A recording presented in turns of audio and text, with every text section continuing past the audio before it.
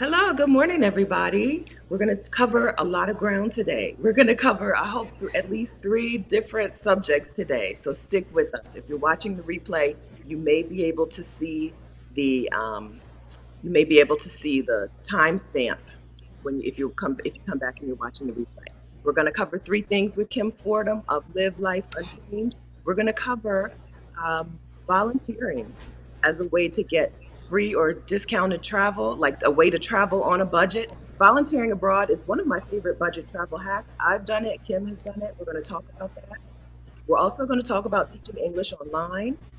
As I've said, I think teaching English online is one of the fastest ways to get out the door. If you need money to be able to live abroad, I think being a native English speaker is monetizable.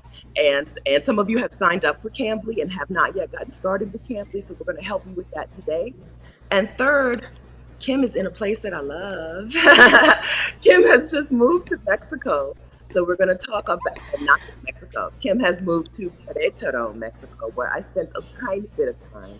We're going to talk about why maybe you might consider Querétaro as a future home, or at least as a next stop, okay? So good morning. If you're new here, welcome. My name is Stephanie Perry. I'm a year-round house sitter. I'm the creator of House Sitter School.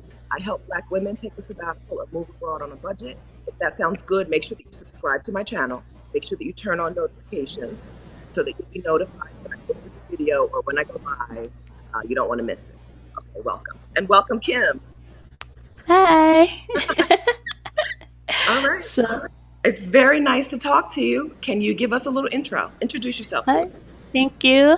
My name is Kim Fordham. I'm originally, well, not originally, I'm from Charlotte, North Carolina, and I currently live in Querétaro, Mexico. I have moved abroad to four different countries on my own, and I help single Black women successfully and confidently move abroad on a budget.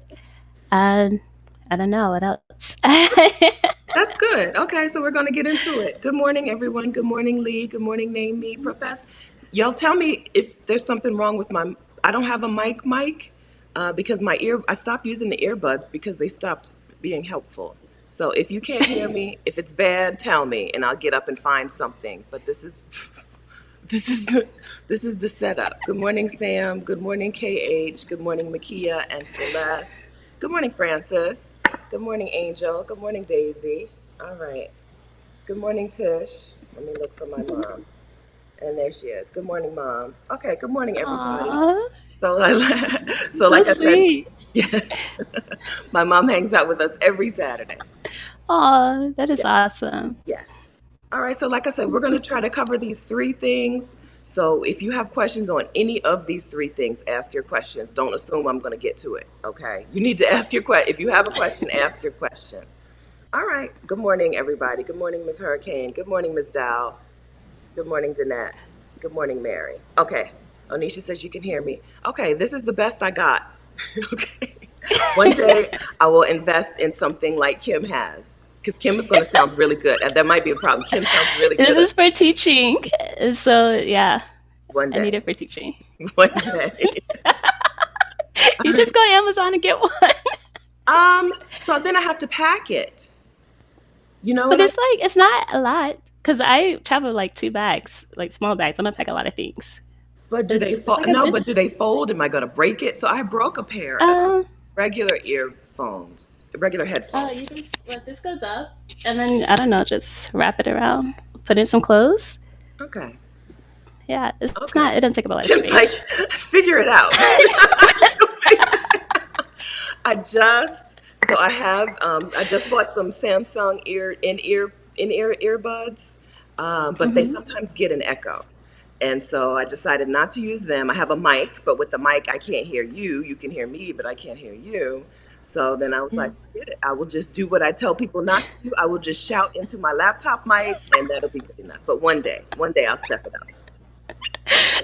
Right. So Kim, okay, so we're going to get started with volunteering abroad. So Stacy's saying, how do you get started? We're going to get started with volunteering abroad. So let's talk about this. When did you volunteer abroad? Are we talking about more than one situation or one time or what? It was twice in one place. Okay. So I kind of found it by accident when I went to Vietnam. I didn't have a lot of money, and I was like, oh well, okay. I was in Vietnam and I ran out of money and I was like, I don't want to go back to the US. And my plan that I had, I didn't have a plan. It went terribly awry. And so I was like, what am I going to do? And so I just stumbled upon it. I was like, oh, I could volunteer and teach. And so I did that. And they covered food and housing. And so I was able to stay longer. And then I met like some great people and got teaching experience at the same time. And so now, whenever I go somewhere, like, well, it's always in a back pocket move. Like if something goes terribly wrong, it's like, okay, I can volunteer. Or if it's, I give you my primary thing, am I starting something new or I want to go somewhere and I don't have a community or somewhere unfamiliar, then I think volunteering is a great way to meet locals and travelers, and have like a built-in network of sorts. Hmm. Just starting out, yeah. So when you said you needed to volunteer, so you found some place to volunteer, did you go through one of the um, volunteer sites like WorkAway or HelpX? Or, Yeah, I went through workaway.info okay. is the one that I use. There's a ton of them out there, and I usually charge a yearly annual fee Uh, around 40 USD, yeah, but it's worth it. I Yeah. agree. Yeah, like $30. Okay, so Kim is talking about a couple of different sites, or Kim is talking about the site that she used to find her um, volunteer abroad work exchange so that she could get free room and board in order, in exchange for doing some help, doing some stuff. So workaway.info Mm-hmm. and And then help is it helplex.net or .com? dot net. Yes, Um, there's so many, a lot. and there's a lot. Yes. Yeah, Yeah. woofing.net.org I think is also another one. Okay. But So woofing is mostly like farming, if that's what you're yes, into. wolfing is almost all farming. Yes. So what this means is these are sites where people around the world say, "I need a volunteer. I need someone to work for me 4 hours or 5 hours per day. In exchange for that, I will give them free room and board." This is what makes work exchanges a little more beneficial than house sitting because they're feeding you too, right? You're getting not just the free place to Not stay. always. No. It depends. Everyone doesn't feed you. Okay. So you just have to look at the posting and see what they offer. Okay, yes, read the Yeah. posting. Okay, so you were already in Vietnam. You found a work Mhm. exchange in Vietnam. What was the work exchange exactly? What were your responsibilities? So I was teaching adults, well, they were like college students in the evenings Okay. for about 2 hours a day. And then during the day, if they didn't have class, then they would take us around and show us Hanoi and different excursions and stuff. But I had a ton of free time. So, and I just thought about this yesterday. If you're interested in like becoming a digital nomad and you just don't want to like jump out there, because it could take a lot of startup costs, you could go volunteering and also do your digital nomad thing. And there's a lot of hosts now that have it where there's like we accept digital nomads and we have like places for you to work that's quiet and stuff like that. So Oh, you can have those on a post, yeah. And they're like, oh, we have internet and stuff for digital nomads are welcome. So you can if those are posts that you're reading through, you can accept one that's like that. Um, and so yes, it's a good way to get started because your whole time isn't going to be just volunteering for the most part. It'll be a few hours a day, and then you could also do your digital nomad thing a few hours a day. So it's something that fits your schedule. It's really flexible. that's right. That's right. Yeah. You decide where you're going, how long you're going to stay, or you and the person together decide these things. And you can map out a plan to move around the world, right? If you want to take an around the world trip, or at least around Asia, or around Africa, or around Central and South, I'm just naming regions. But if you want to go, if you want to, you can map out and bop around based on where there are work Yeah. exchanges, and you decide how long you're going to stay. People get to work exchanges sometimes and love them and just stay, right? They're like, I was supposed to be here for 2 weeks. I will be here for 3 months. I will be here as long as my Yeah. tourist visa lets me come. Yeah. And some of them have minimum stay requirements, so it might be a few months. So you can just check that out if you want to stay somewhere longer. And be aware of your visa situation. If you're on a tourist visa, you may need a volunteer visa, depending on the country. And yeah, so That's right. Okay, so these, and again, I believe the Workaway annual fee is 30 $35 per year, or I don't know. So I I did think it in it's 2016. I think it was $35 per year. yeah, somewhere around there, 35, 37, something like that. I think HelpX was the same price for 2 years, right? 2 years membership. So technically, you could get enough work exchanges to take care of you for 2 years on that $35 annual fee. Yes, let's bop around. Yeah. Stephanie D says, are there age restrictions? Not that I've seen. I haven't seen any. No. Yeah, me neither. It's about, can you do the thing that we need you to do? I've seen some that were for, I need someone to come in and paint my home, right? I need someone to, I Yeah. did nanny work. I need someone to come get my kids dressed for school, pack their lunches, and feed them breakfast. I did that in Australia for a summer, which is their winter. They were in school, but it was my summer. I did that in Australia for a summer. I've seen, can you pick olives in Italy, right? It's a matter of, can you do the job that we want you to do? Yeah, and they have a lot of different things that you wouldn't even imagine or think about that people would like for you to do. And it's like, wow. Like some would be like, come hang out on a boat with me and my family and just watch my kids and sail around the Mediterranean. I was like, okay, Yes. sure. Seriously, okay, seriously. This is something I don't talk about enough because house sitting has taken over my life. But if you're okay with committing 4 hours a day to someone else's work, right? You have to be willing to, that's the thing, that's the difference, right? You have to be willing to do 4 or 5 hours of work every day to earn your keep. If you're willing to do that, check out workaway.info and helpx.net. Those are the two that I've been on both. I've looked at Wolf, but I never signed up for Wolf because, like Kim said, they're all farming. They're almost all farming. So JG, that's the Yeah. answer. Workaway.info, helpx.net. Okay, Tier one, I think it's HelpX. say it again. Yeah. Oh, well, someone's asking a question about administrative work or creative work. Yeah, they Hi, do. Ida. There are people that look for like online marketers or digital, what are they called? Digital Social marketers and media. stuff like that. Yeah, social media marketing. So they do have that type of work up Abs- there as well. Absolutely, yes. You'll see social media marketing. You'll see teach this class of kid, teach them your art, right? If you're a painter or you do collage or you do sculpting, come in and teach us art for so many Yeah. weeks. I'm telling you, you can't imagine. I'm staying in an Airbnb where the hallway is just one huge mural. And I would guess that they've had a work exchange person make that mural, right? I would guess, right? They're not paying an artist to put up that mural. I think that would be out of their budget based on where I am. But I would guess that they had some work exchange people come in while they were converting this place into an Airbnb because it's like a,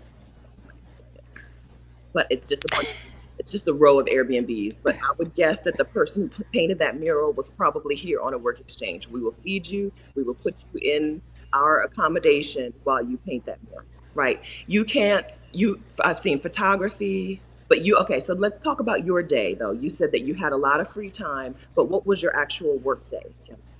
My workday was 8 p.m. to 10 p.m. Oh, So yeah, I taught a class. So it wasn't even like the full 5 hours that they say. It was only like 2 hours, and I would go teach the adult class, and then that was it. mhm. And so all day I just did whatever, and we had lunch and dinner together, or breakfast and dinner together. And then sometimes we would go around the city and explore, but a lot of time, yeah. Yeah. So, Haiku says that China has age restrictions on the work visas. This is not a work visa, okay? Yeah, it's So different. you're either on a tourist visa or a volunteer visa. You need to find out for this country that you're planning to do your work exchange in. You need to find out if you can volunteer while you're on a tourist visa. I would guess most. Well, honestly, I shouldn't say that. I think most of the time the answer There's is yes, a lot of but there, countries yeah. where you Okay. could just volunteer on a tourist visa. Mexico is not one of them, Okay. technically, but I don't know if they'll put you out if you did. Right. But technically, they're not one of those countries. Yeah. So, okay. And so, Lisa, did you work every day? Your volunteer work, your 8 to 10, tutoring the students, was it Monday through Friday or? 5 days a week. And most of the jobs are 5 days a week. So you'll have a weekend or 2 days off a week. normally it's like Monday through Friday. It just depends on what the host wants and require, but it's not going to be 7 days a week. Normally you'll have free time and free days. Yes. Yes. Tell us where you were, what your accommodation looked like. Where did you stay? Sleep. So I was in Hanoi, and there was a house that all the students stayed in, and I stayed in that house. I had a room to my own, but shared baths, and then it was like a, I don't know, interesting. It was kind of like a college frat house, Hmm. but not crazy. And so that's where I was there. And different places have different ones. Like some you'll have your own apartment, some you'll have shared dormitory style rooms. So you choose what you're up for, like what you would like. If you don't want to sleep in dorms, don't apply to those postings. Right. If you would prefer to have your own place or your own room, then only apply to posts that offer that. That's right. I did 3 work exchanges. I did one in Cambodia. He was a farmer who okay, so he grew organic crickets. Okay, he was a cricket Oh, farmer because cricket powder is high in iron and protein, I think. So he grew yeah. crickets to sell the cricket powder. He grew crickets, he ground them up, and he sold the powder for like some protein bars. I think I looked it up at the time, and like so some of these protein bars that have protein powder, it's cricket powder. Okay. Oh, wow. So, so I volunteered on a farm. He was not Cambodian. He was French. He was not a nice person. Okay. But he had a house with 2 stories. He lived in the bottom story. The upstairs was not it was not an apartment. It was a bedroom and then a like room, right? I did not have it was not an apartment stay, but I knew what I was getting into when I volunteered for this dude. Um, it was comfortable enough bedroom, but no running water in the house, no bathroom. This is one of the Oh, wow. experiences where I bathed with a big bucket of water and a cup, right? So you get the bucket, you treat it like a shower, wet yourself down, soak yourself down, and then you use the cup and you dump more water on yourself, right? Um, in Cambodia, accommodation would have cost me about $8 a day, right? So I did 4 hours of work for this man in exchange for basically $8 a day, which at the end I was like, this is really dumb. This was not a good choice for me. First of all, I didn't like him. And second of all, I'm not getting anything out of this exchange, right? And so that made me realize that I needed to be smarter about these work exchanges. Don't just pick a work exchange because you don't want to pay for a place to stay. Don't laugh at me, Kim. I'm sorry. But it is true, though. You have to decide what you want to get out of the experience before, like, for me, I wanted teaching experience Mhm. because I knew I wanted to go teach abroad. So I was like, I'm only going to apply for teaching exchanges because I want that experience.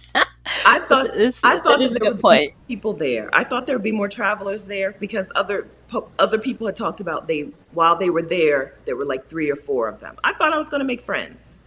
I didn't because I didn't like. I really can't tell you how much I did not like him. He was not a nice person. I left early. Don't feel bad for me. One day I was like, I think I'm leaving. Um, so yes, so you have to be mindful about what work you're doing in exchange for, and what work you're doing and what you're getting in compensation. It has to balance out. On the reverse, I went to Australia. I did 2 in Australia. The second one was wonderful. The first one was blah, but the second one was wonderful. I stayed with a family in their home. I had my own bedroom. They moved me into one of the boys' beds and they put bedrooms and they put the 2 boys in the same bedroom together. I had my own bedroom. They had a swimming pool. They gave me their car. So I every morning I got up, I got the boys dressed for school. I was supposed to watch them make the bed. I would just make the bed. I'm like, this fight is too. They were 4 and 7. I was like, forget it. I'm making the bed. Make the bed, make their breakfast, pack their lunch, drive the carpool. I drive them and some other kids to the school because they went to a country school like away. Then the car was mine for the day to hang out and do what as I pleased.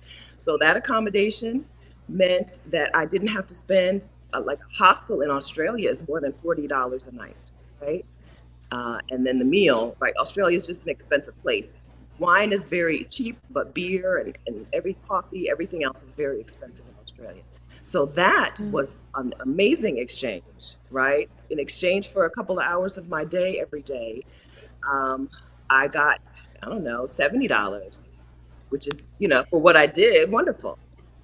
So Yeah. you need to be able to balance. You need to be able to either reconcile the amount of work that you're doing versus the compensation, or just like really enjoy it.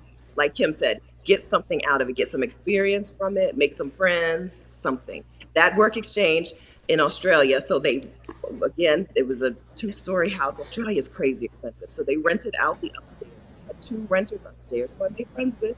Amir, who might sometimes watches, Amir from Iran, who was a student in Australia at the time, and another guy, right? One, I mean, like a wonderful experience. The family was great. I talk about Australians being racist all the time, but I have never really say not that family. They were a kind and wonderful family, but they also weren't Australians. They were immigrants.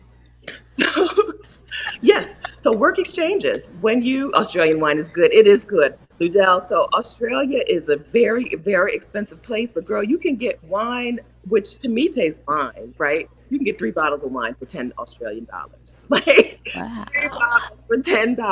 Wine in Australia is so cheap. A beer in Australia at a bar will cost you $10 for a beer, right? But for that price, you can also get 10 you can also get 3 bottles of wine. Australia wine is good. All right. Lisa says, I came in late. How does one find work like entertain my children while I boat around the world? Just put a posting up. You're going to need two. So you're going to need somebody to come and take care of the kids. And then you're going to need a boating. Okay. So there are boat, like, there's work Exchanges. on boats. There's work on yachts. So like, that's easy. The Yeah. getting a job on a yacht is something you can do. Now, getting somebody to stay home and take care of your kids, that's gonna be harder. That's gonna be harder. Kim, do you still look around on the site? Do you see things in the US? Yeah, they have everywhere. The whole world, just about. So, and I do. I was up there the other day. I was up there before I came to Mexico. And I was like, wait, what do I want to get out of this? So, yeah, I'm always up there and I have a current membership. And then when I'm traveling, it's like, okay, where could I go? Actually, before I moved to Mexico, I was looking to do one, but because of COVID and stuff, I was looking to do a teaching one and they weren't open Okay, yet.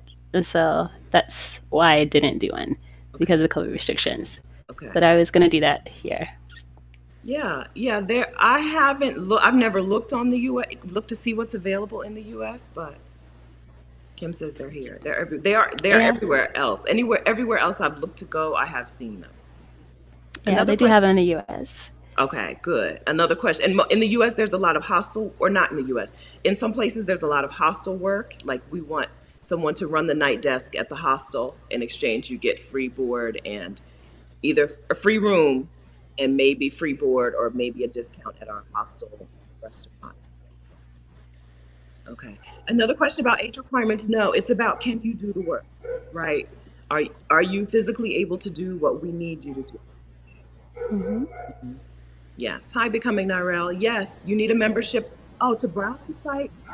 No, you don't. You need a membership in order to message the host, but if you want to look around to see before you buy, then you can. You can see what they have available. Okay. How was Yeah. it communicating with a Vietnamese host? Did they speak English? Yeah, Okay. they did. And he like ran it was kind of like a group thing. He ran a organization to help college students with their English so they could pass the IELTS test. And so, and Okay. it, Okay. Okay. Oh, hey, Julie. Julie. Yes, Julie spoke at Exodus Summit about this specific thing. Julie is Frame Ambition, and she has done hostel work exchanges because you get that free place to stay in a hostel. You know, you're going to be more comfortable than some places where there'll be like, here, you're on a mattress. And, you have to read every listing. Some places are going to be, a hostel is set up for people to stay comfortably. So, in a hostel, you're going to have a better experience. And Julie does that. Julie does work exchanges in hostels for free accommodation. Julie's also about to go house sit in Dubai, I think. oh, Hi. nice. Yeah, let's know. Let us know. Give us an update on that. Has it happened already? Is it on its way? Let's see. All right. Let's see. I'm scrolling for questions about the work exchange situation. If you have any other questions, ask. Okay. So we talked about the sites that we used, WorkAway and HelpX. We talked about the membership. We talked about the types of jobs, really like any anything, anything that you Yeah. could think of that a person would be like, I would like some help with this. You will see those on those sites. Have you ever seen some you're like, this is weird. I got to read this. I saw, Okay. okay. Yes. I don't know what they wanted. It was kind of sketchy. But it was one in Cancun, and there was this couple, they're polyamorous, and I was like, "What do you guys exactly want help with?" And it was like, "Yeah, someone, preferably female, to come stay with us." But and do what? What are we doing? I was like, That is a posting for Tinder, sir and ma'am. That is not a posting for HelpX or Workaway. That's funny. That's funny. I saw, yeah. well, this isn't weird. I saw some that I really wanted to do, like making like goat cheese. I really wanted to do it. I think it was Hawaii, someplace really awesome, Hawaii or some Pacific island. And I was like, man, I really want this. But her calendar was so full. She couldn't take anybody. She had like a 12-month wait to come to her work exchange to help her make, no, it was yogurt, help her make yogurt on her farm in Hawaii. This is not weird, but it's really like it would be what an awesome Yeah. experience that would be. That would be Yeah, nice. it would be. That couple there on the wrong site. That's funny. I don't know that I've seen anything super weird or scary, but again, this is like any other site where you're going to look at the reviews. I wouldn't do a work exchange for somebody who didn't already have amazing reviews. Just like I don't house it for people who don't already have amazing reviews. You let other people test them out for you and give you honest feedback so that you'll know what you're walking into. Nobody wants a surprise. Yeah, same. And there's no reviews that like pass. I'm not gonna do it. That's right. That's right. Yeah, there's no reason to put yourself in a situation that you're going to hate, you know. Yeah. No, or potentially hate. Yes. Okay, so Julie's Yeah. update is that the house that is booked for Turkey. Okay, good. Still waiting on that new passport and have to apply for a visa for Turkey. But we'll see. Oh, it'll work. It'll come. Good luck. I'm excited. I haven't been to Turkey, as y'all know. I'm excited to get to Turkey soon, so maybe Julie will be there at the same time. I want to go too. Okay, Yeah, we'll be there. I mean, April, Easter 2022. We're all going to Turkey. Antalya. oh, Mhm. okay. I Okay. put it on my calendar. You're invited. You're invited. We're all going to Antalya, Turkey, Easter 2022. Nice. Hi, Amina. Amina says Workaway was a great resource. Love this conversation. Yeah. Amina, welcome. Yeah. Is she a Workaway? Is she somebody you know from Workaway? No, the internet's no. Okay. Yes. All right. Okay. Any language barriers? Hi, Maxie. Are there any language barriers when applying for a position? Have you ever experienced any racial bias or discrimination? Okay. So I haven't experienced any racial bias or discrimination. I'm not saying it doesn't exist, but in my experience, I have not. Language barriers on those. When you look at the posting, they'll let you know which languages they speak. Mhm. So if there's any issues, then you'll know beforehand. And if that's a problem, then don't apply to that one. But most will list the languages that they speak, um, and so you'll know if you'll be able to communicate. And a lot of the postings are in English. Yes. So some of them do have they don't the hosts don't actually speak English, but they'll have someone to put the posting up there, and then it'll state that on the posting that this is the language that the host actually speaks, and you can see if that's if you want to go for a language exchange, that's cool. But if not, then you can just pass over it. That's Yeah. right. Yeah, because these are sites that are run in English, right? The poster has at least found a way to get their posting up in English, which means more than likely you'll be able to figure out a way to communicate with them. If you're okay with that, you'll be able to figure something out once you get there, even if it's just typing a whole sentence into Google Translate and then waiting for the reply and then typing another sentence and then figure things out. The language barrier is not a big, it's something that people are put at the top of their list of concerns about travel internationally, but it's really NBD. The least. Not even important No, at all. no. Kim's lived in, tell us, so you told us this is your fourth time Uh, moving to another country? Yeah, so I've lived in Japan, China, Vietnam, and now Mexico. Language has never been an issue. I don't speak Vietnamese. When I got to Japan, I didn't speak Japanese. I didn't learn Mandarin. You'll be fine. Yeah. There's translator apps everywhere. It's fine. Yeah. You don't Really. need the language. Really? No. If it's a place that you feel like you're never going to learn the language, like seriously, as much as I enjoy Vietnam, I'm never, ever going to learn Vietnamese. I couldn't even learn Hi because if- if the person is your age, you say this. If the person is 20 years older than you say this. If they're 20 years younger than you say that. I'm like, forget it.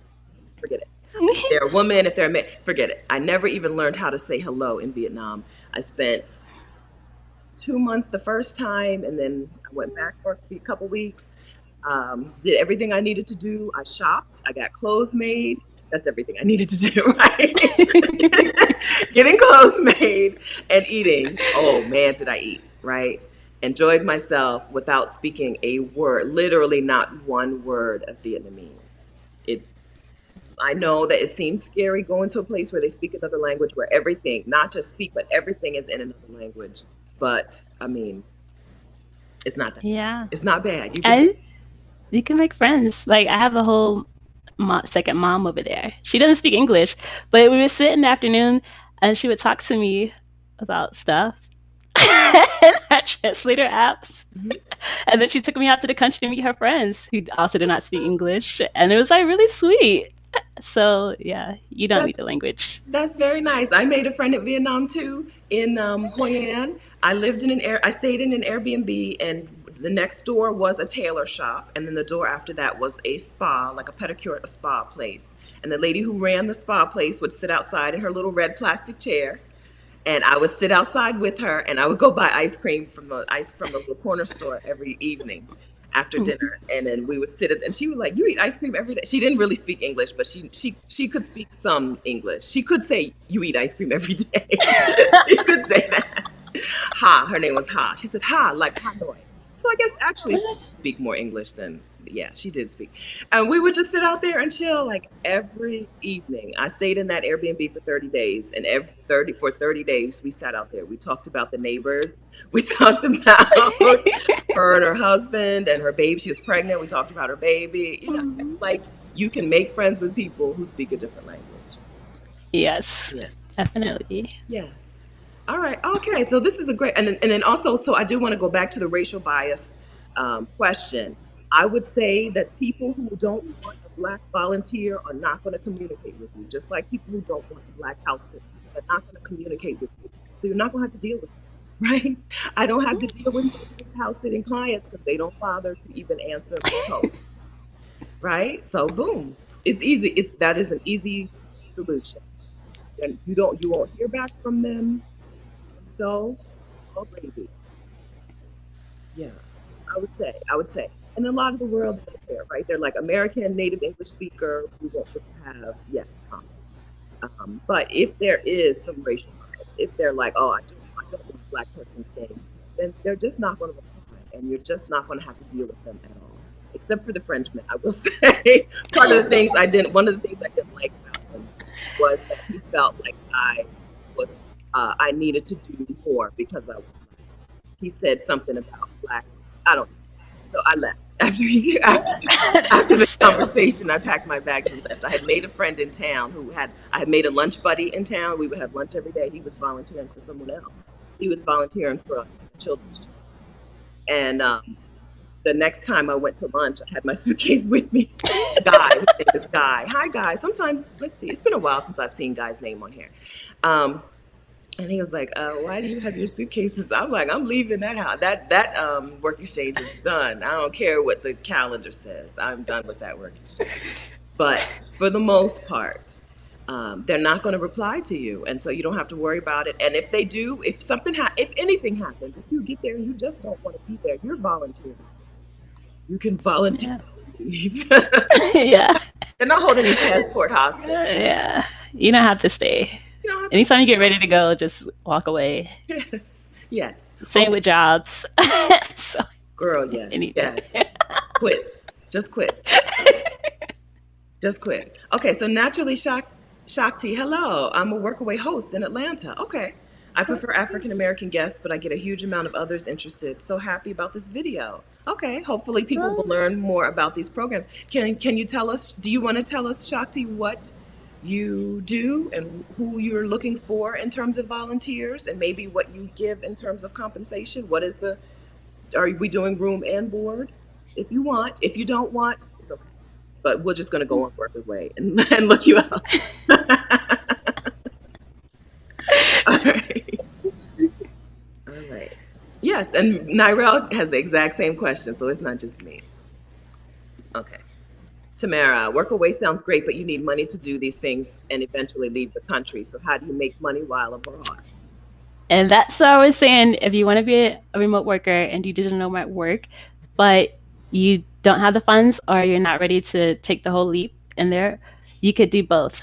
So you can also work online and you could do the work exchange. And you don't have to worry about, oh, I need to find an apartment, I need to find somewhere to stay, and then I have to do deposits and pay rent and all these other things that come along with moving abroad. It can be stressful. You could just, okay, I'm gonna go volunteer. I'm gonna go check it out, see how I like it. And also I have this remote job that I can do while I'm there. Because the volunteering is gonna take up all of your time. Just to have time out throughout the day. So you will, if you're on a tourist visa, yes, you will need to eventually leave the countries. But if while you're there and you decide that you want to stay, you can either get a job in the country or figure out residency or something like that. Um, so you can't stay forever in the country on a tourist visa, but you could do visa runs depending on the country. And So Kim, how do yeah, you, this question is for you though, how do you make money? when I was volunteering, I was not making money Okay. because it was like my first, second time abroad, but I had no idea what I was doing. I was winging it. I went to go get a job in Vietnam, but then I got there and I was like, I don't actually want to stay in Vietnam. And so I didn't. But now that I know better, I now would be teaching online, which I do sometimes, and also business things and volunteering. So the current me now, this is what I would do Okay. and was going to do in Mexico Okay. originally. All right. Yeah. And then so you said that you wanted to get experience with teaching English. Did that work out? Were you able to parlay your work exchange into an actual paying English teaching job? Yeah. Then I went to China. I got more experience. So yeah. And that was on my resume. There was like, oh, you need this much experience before you could teach. And so I was like, okay, this is what I have done. And then I could use that experience. So yeah, I did use it. Good. Okay. So you hear it. All right. So Kim did a volunteer work exchange, was able to apply for an actual paying English teaching job as a person who has had experience teaching English. Even though this was a volunteer position, it still counted. All right. Hmm. So, um, but you don't, okay, what do you do now? Do you teach English now? I know what, okay. So Yeah. Kim does other, okay. So I know what you do, but do you also teach English now? Yes. And I didn't come here to teach English, but I've met people in passing. And it's like, oh, one lady was like, I want to start like a summer camp. I would like for you to be like business partners teach. And I was like, okay. And then another guy was like, oh, I would like for you to help in my teaching, help in my English school and teach some classes. I was like, I didn't come here for this, but okay. So, and then I teach some classes online. So just stuff comes out of the air. People's like, hey, so everyone wants to learn English. And so anywhere you go is you could fall into a job if you want Yes, or a that's right. business. That's right. Being a native English speaker is a commodity, right? It is a marketable skill that people will pay you for. That's right. Yes. Okay. So let's transition into talking about teaching English online. Okay. So Kim taught English in China. Based on previous reactions, I'm going to assume that we don't have a bunch of people here who are interested in teaching English in China. Okay. Did you like, well, let's just say, did you like it overall? We know Adelia, who has people travels the world, did not have the best experience. How, I have a love-hate relationship with China. Um, I enjoyed my job. I taught at a kindergarten. The kids were fun. It was like the most fun thing job I've ever had. So I like that. I like my friends. I miss them. I like that. But but yeah. some it love hate. speed Yeah. up words. China is difficult for Black people, I think. I was on my worst countries for Black travelers video multiple times, right? Every woman, every woman who went to China mentioned China in that video. And it's Yeah. just, yeah, it's just a different type of experience that may not be for everyone. So, but Amina wants to circle back to WorkAway one time. Do you have a favorite WorkAway experience? I don't have a lot of experiences, but the one that I did have in Vietnam, well, technically two, but they were both great. Yeah. Yeah. Good. Adelia's, I said Adelia did not enjoy China. She's was co-signed. Adelia said she did not enjoy China. Okay, so we're not going to, I don't think we need to talk too much about teaching English abroad. I think what we do want to talk about, though, is teaching English online. Because teaching English online, I say this every time I talk about it, it's the fastest way to get out the door, right? We're not talking about, you're not making $150 an hour, okay? You may start at 12, 12. I think Cambly is, I should know this. I have a whole 10. video on Cambly, but I want Cambly, Cambly is 10 for adults, 12 for kids. 10 for adults. Thank you. So tutoring adults online, $10 per hour. Tutoring children online, $12 per hour. Plus they have like a whole reservation system where you can earn more or earn, I don't know. Uh, but if you're going to a place like a Querétaro where you may be able to live on $1,200 a month, making $12 an hour is a suitable way to get yourself started, to get yourself there and get your feet under you in a new place. Okay, so who have you taught English online through at various times, Kim? I think more than one. Um, I did Dada for a little bit, but not extensively, and Cambly Okay. currently. Yeah. Dada and Cambly are two of the ones that we know. So VIP Kid, I think, is still the cream of the crop, would you say? Well, For I don't know because China has changed their regulations and rules with foreign teachers. So that's up in the air with the Chinese companies at the moment. They recently, like last week, they're doing like a whole thing. China's going through the whole situation. Anyway, I heard they're getting rid of foreign textbooks in schools, and then they're cutting back, or the regulation have changed with the Chinese English ESL companies. And so I know with Google Kids, a lot of teachers got laid off, cut off, and then so that's really up in the air. And so I don't know what's going to happen with the Chinese companies. Who knows? okay, But that's there's a ton of other companies that you don't have to. It's fine.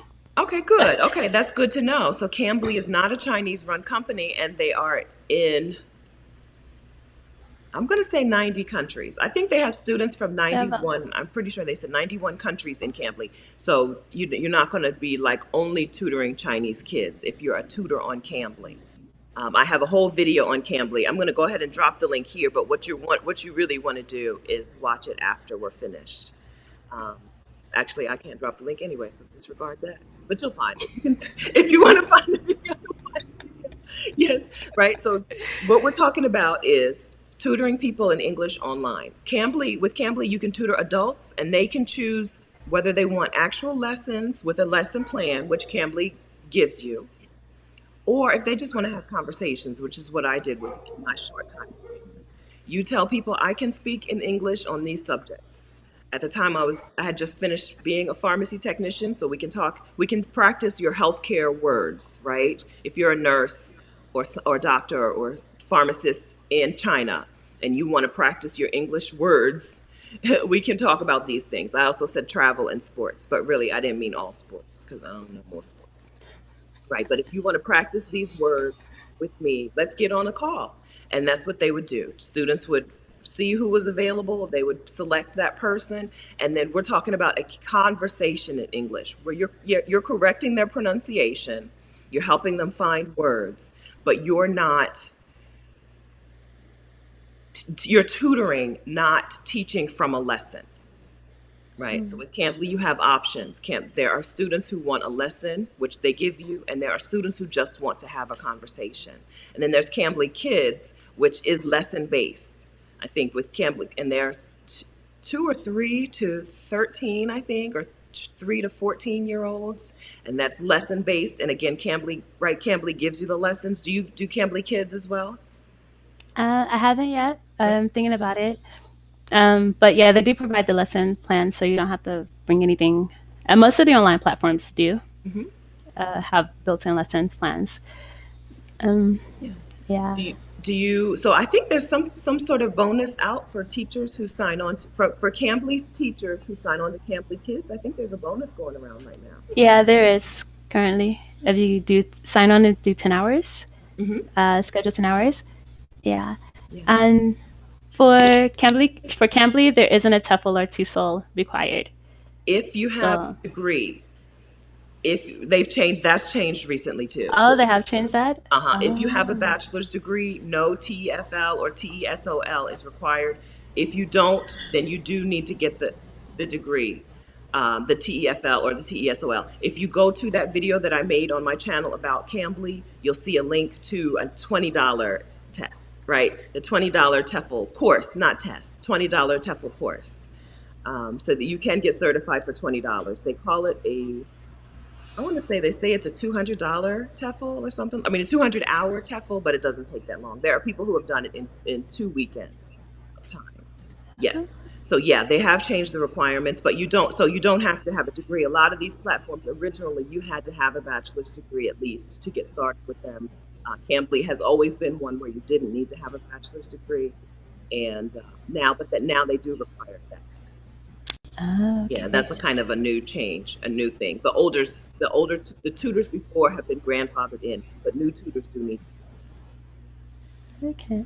Okay, Kathy, thank you for the super chat. We're giving super chat to Kim today for helping Uh-huh. to Thank you. thank. So thanks for that super chat. Hi, Hi, Kathy. Hi, Kathy. thank you. Kathy just came back from a trip to Mexico to check it out to see where she might want to stay. Nice. Hmm. Nice. Yeah.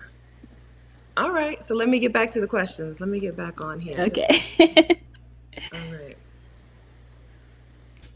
Oh, Katrina says teaching English online is my next venture in November. Good.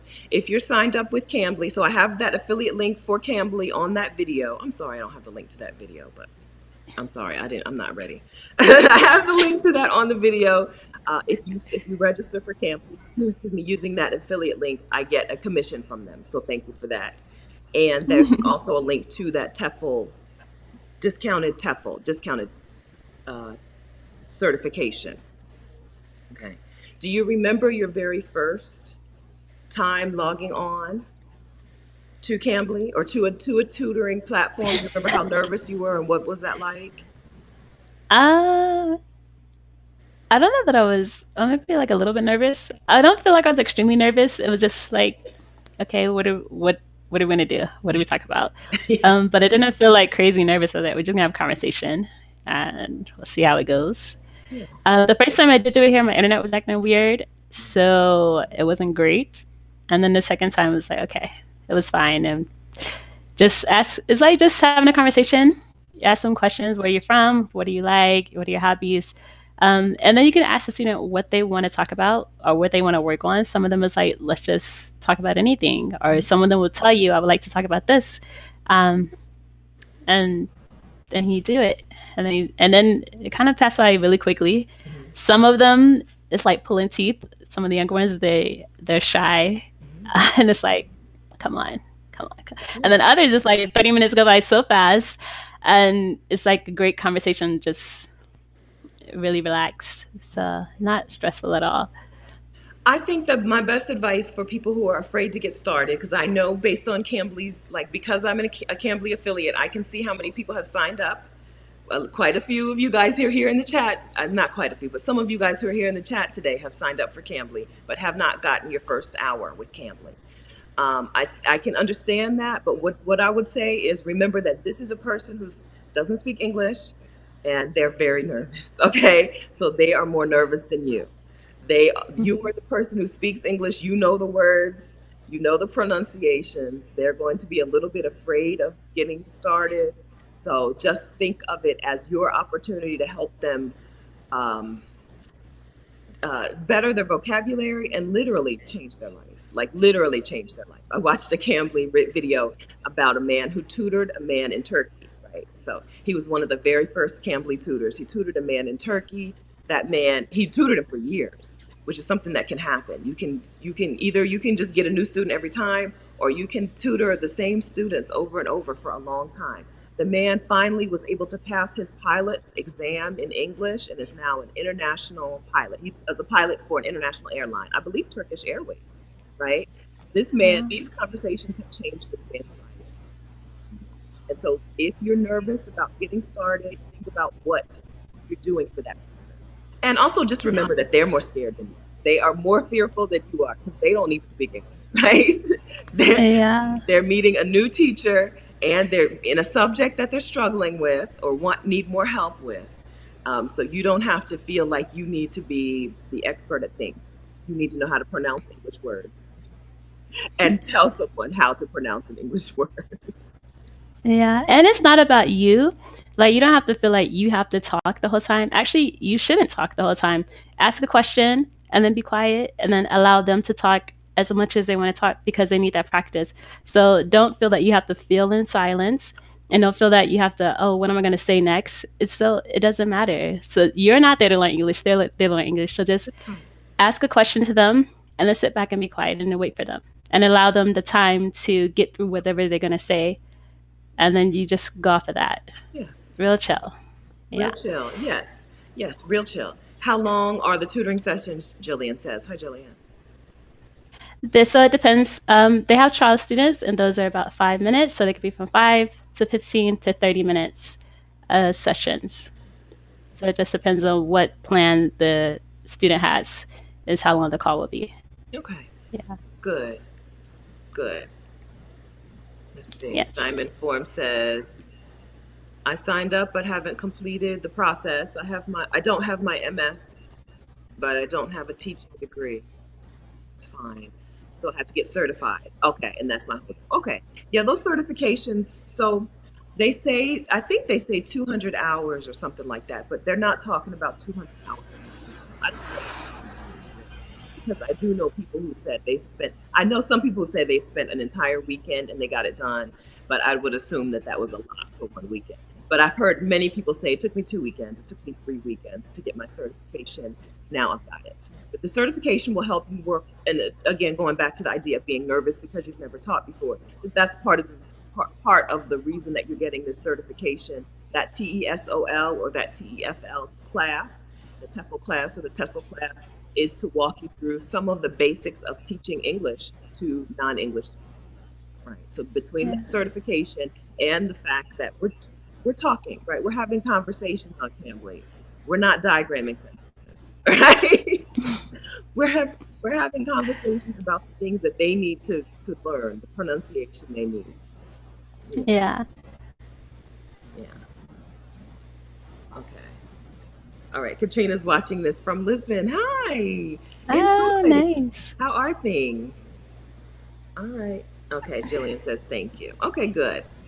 Do you need to understand their language or is there an interpreter? No. Okay. So you don't need to understand the language. Number one, they come to speak in English, so they'll talk to you in English. Number two, on the Cambly site, they type something they might not understand. They can translate it. Or they can send you something in their language and you can translate it. So there's a built-in translator that you can type into. But the language of the medium is going to be English, even if it's the bare minimum is fine. Yes, all English, no speaking in their language. This is not a place where you're going to learn their language and they're coming to learn yours. This is all English. Yes, and if they need something translated from their language to English, Cambly can do that for you guys. Yes, no.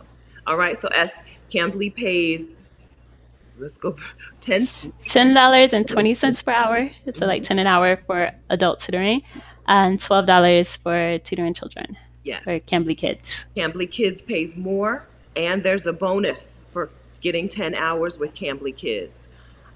Again, I want to say it's a $300 bonus once you hit 10 hours. Does that sound right to you? I don't remember how the breakdown was. I know they have like a referral thing, and I don't know if that is for new tutors or for the referral, like the person that referred the other ones. Oh, that might be yeah. I might get $300. Yeah. So I think that's for the referral. people that refer other teachers. Okay. But I think the teachers also get like a bonus, maybe like $50, $30 or $50. I think the teachers get. There is a bonus for hitting Yeah, there is one. for going over to the kids. Cambly Kids is lesson based, but again, they give you the lessons. It's like Yeah. if you watch Teacher Lena on YouTube, she shows you what it's like to be a Cambly tutor, and she's doing like smile, like with kids, you're doing a lesson plan, and you have to be more animated. So that's why they're paying you a little bit extra. This is not something that's going to pay you, tutoring through Cambly is not going to get you rich, but tutoring through Cambly can support you if you're in a place where the cost of living is $40 a day, or if you're in a place where you're house sitting or doing a work exchange for free room and board.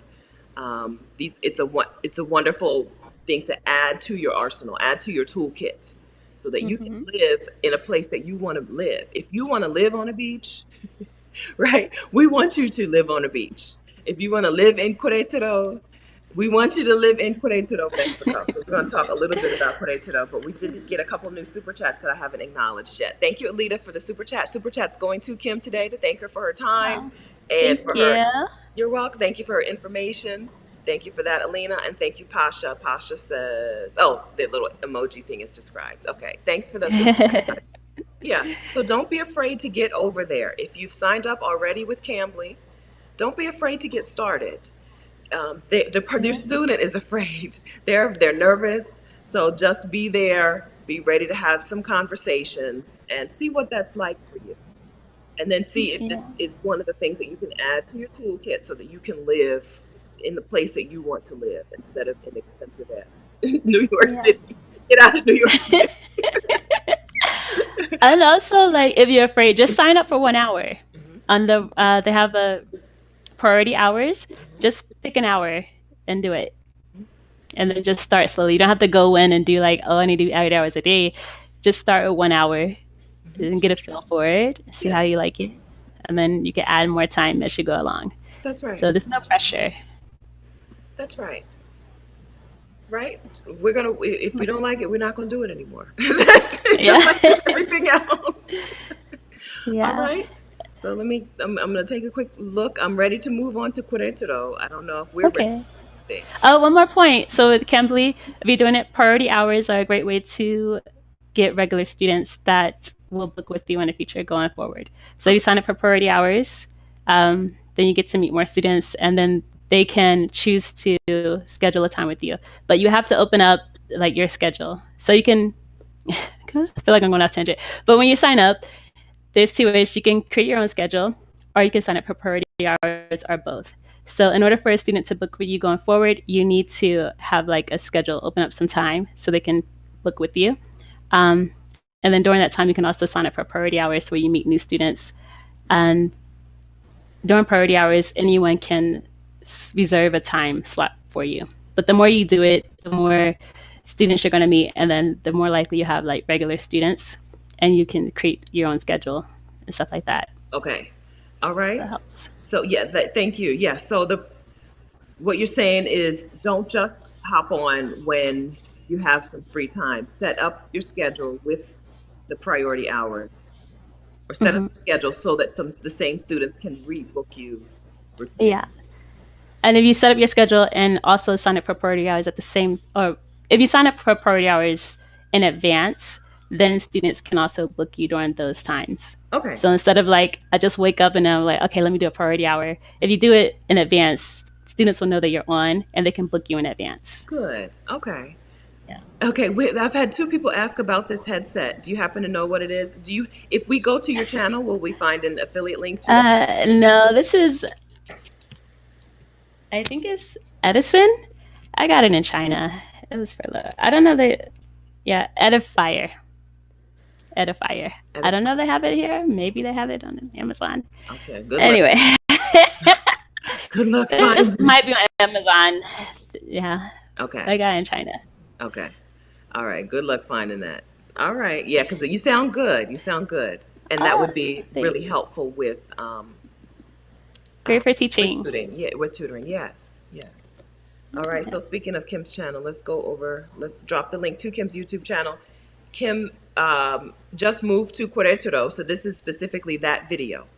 Okay, so let's talk a little bit about moving to Mexico, why Mexico, and why this particular city. Okay. Okay. So I'm moving to Mexico. All right. So the reason I decided to move to Mexico in particular, one, because it was open. Two, to be closer to my family.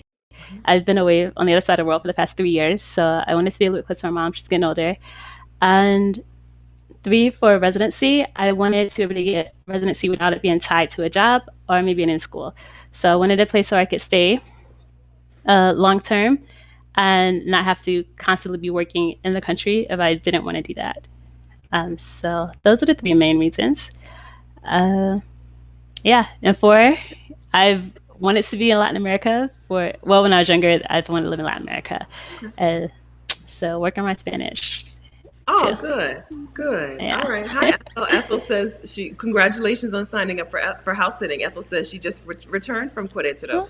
Kim was Oh, like, "We want to keep nice. Querétaro a secret. We don't want the whole world I moving." know. Like, I want to tell you guys, but also, I don't want to overwhelm foreigners.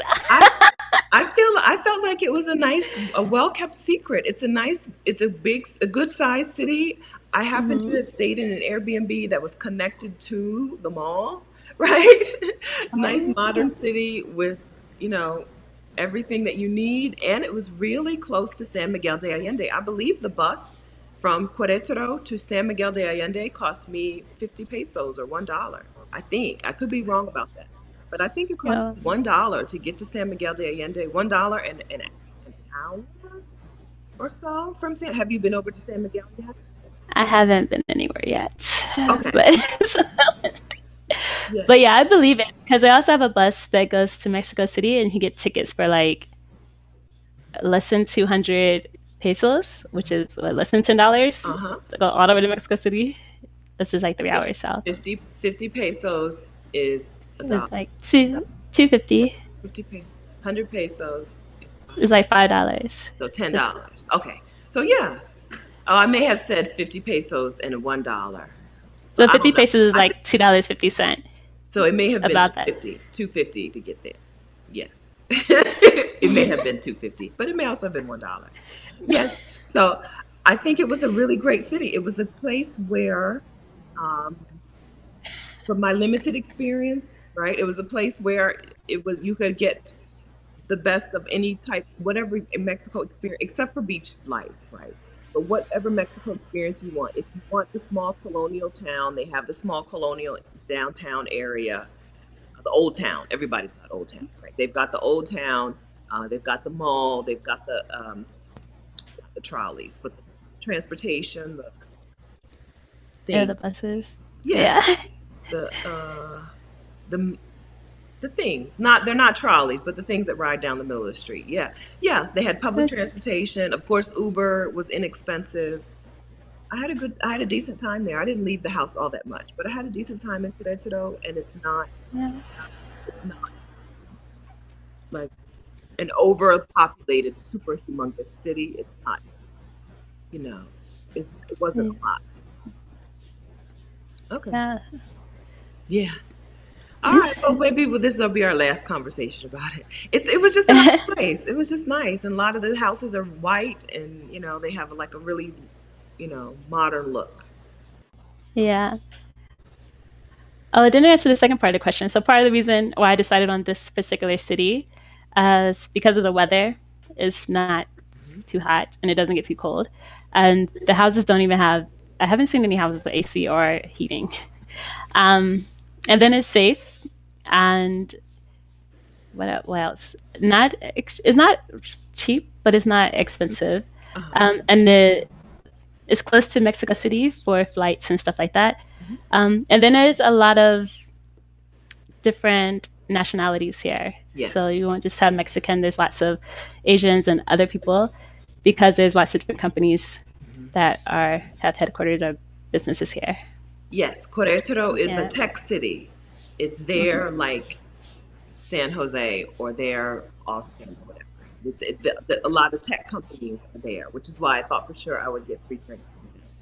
Um, but so okay, so I want to interrupt really quickly. So I didn't get my own text alert this morning. I set the text alert up to go, so I don't know what happened to text alerts today. I'm sorry. I thought that I had solved the problem with notifications, but I didn't get my alert, and I set it up, and I should have got. If you got it, I should get it. So I don't know what's happening. We'll keep working on this, but I don't know. I'm sorry. I'm doing my best. I'm doing my best. I see you didn't get the notification.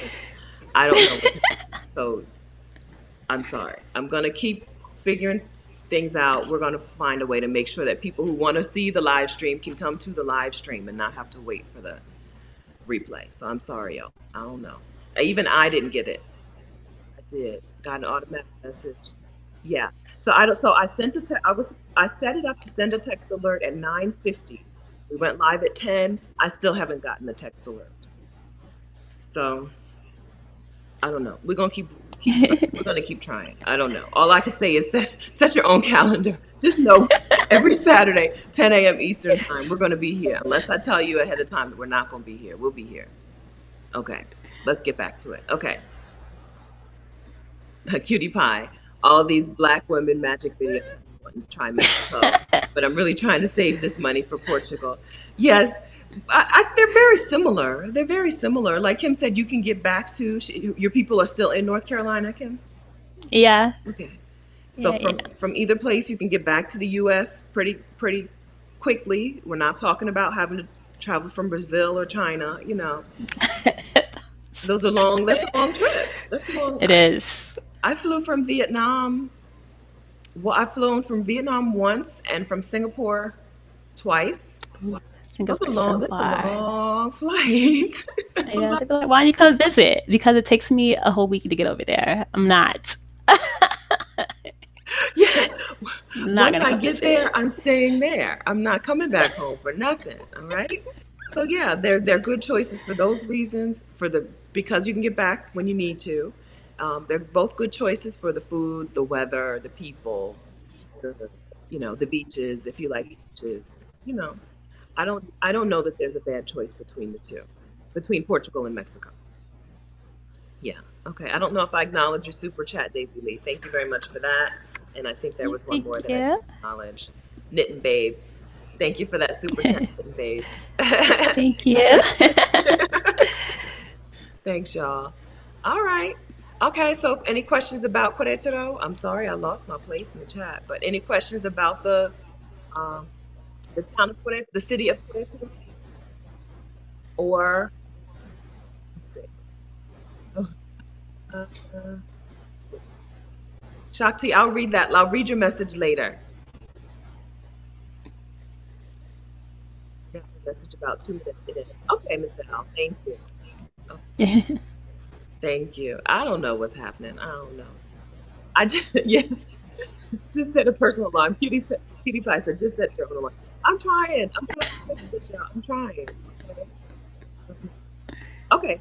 All right. So, do we want to go back to? I did see a couple of more teaching English questions that we didn't answer. Okay. Okay. Let's see. Or maybe not this one. Katrina, I run out of people to talk to with the 5 hour difference, so Cambly is good. Okay.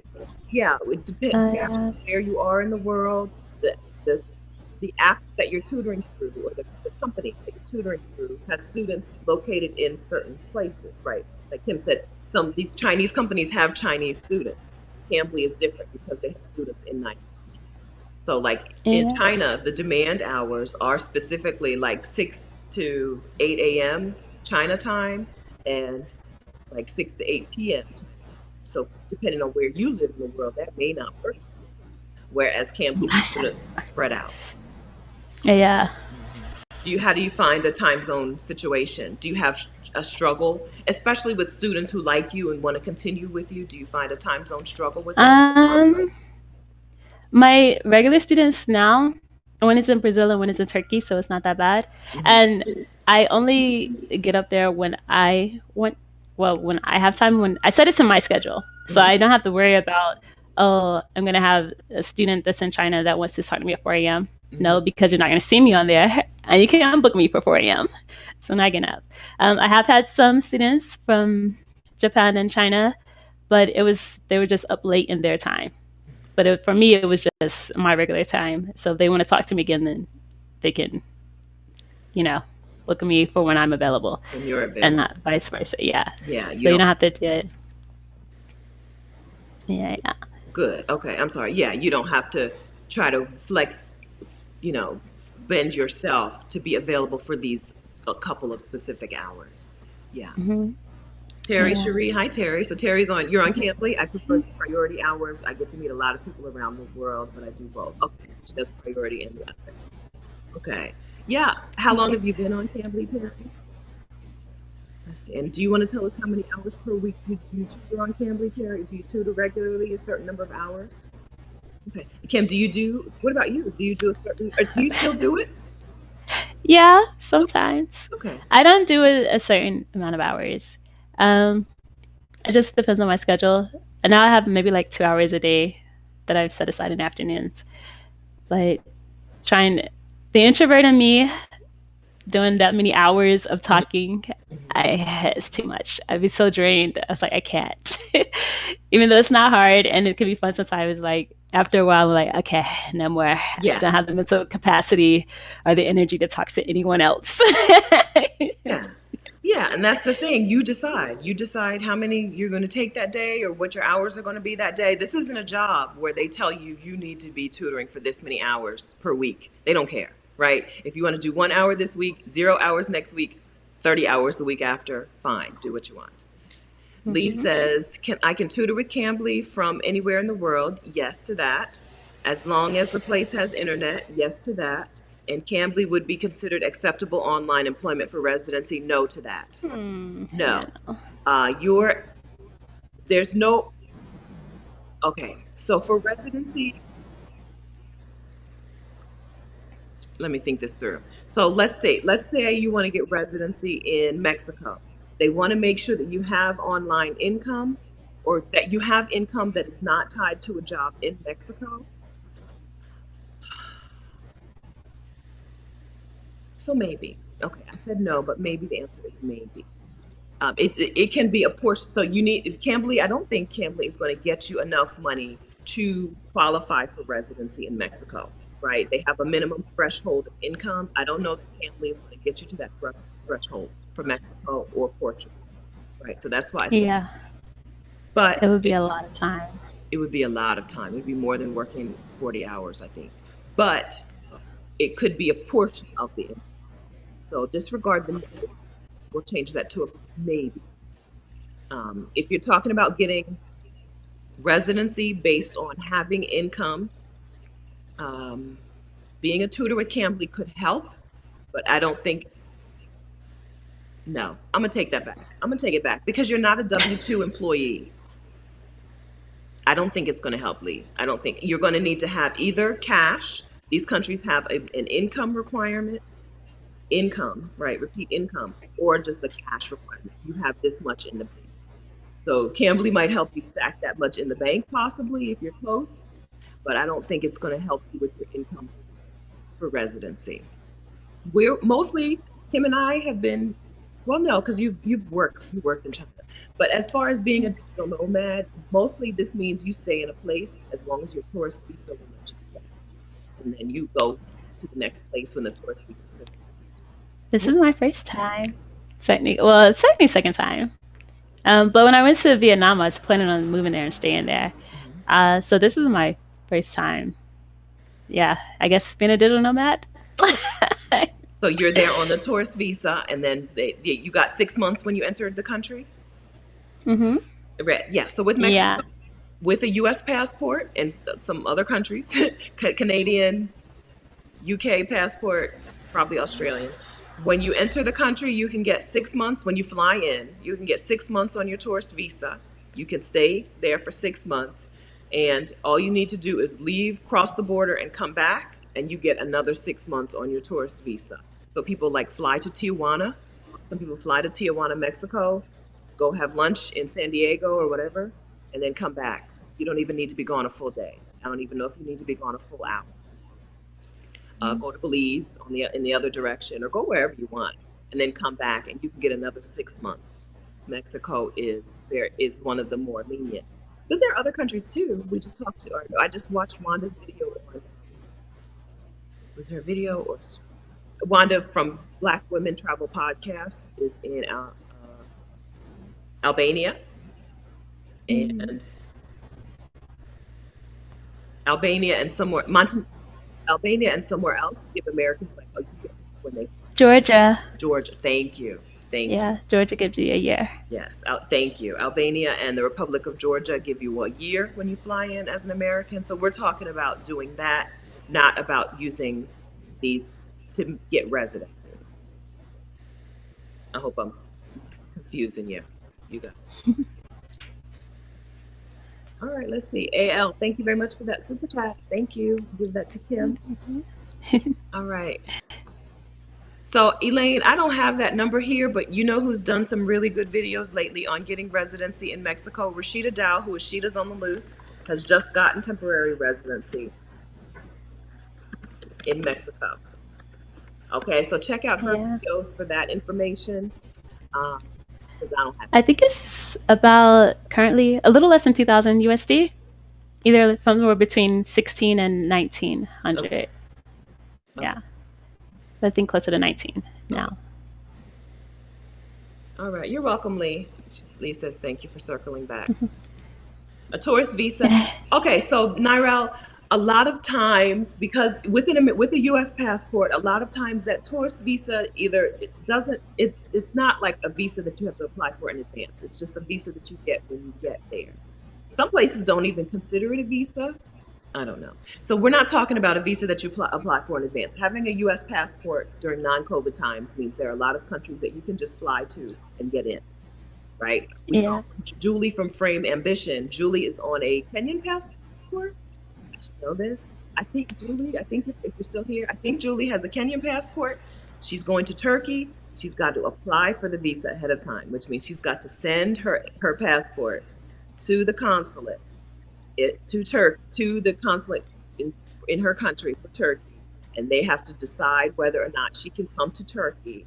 Probably bank statements as well. Some countries require a lot, and then they give you that visa to fly into the country. With a U.S. passport, for the most part, in a lot of the world, surprising amount of the world, you just arrive.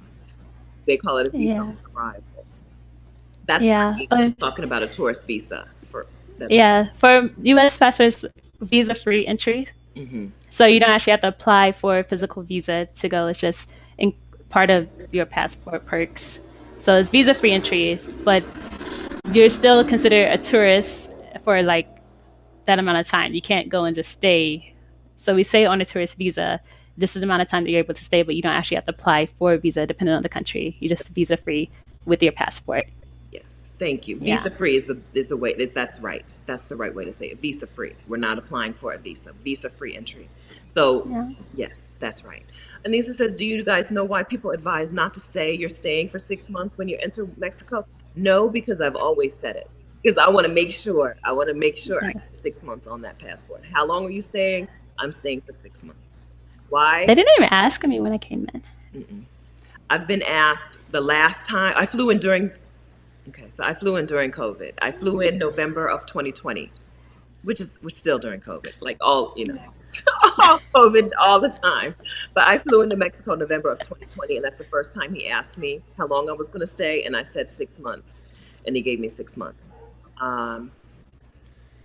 So I haven't heard anybody say don't tell them that.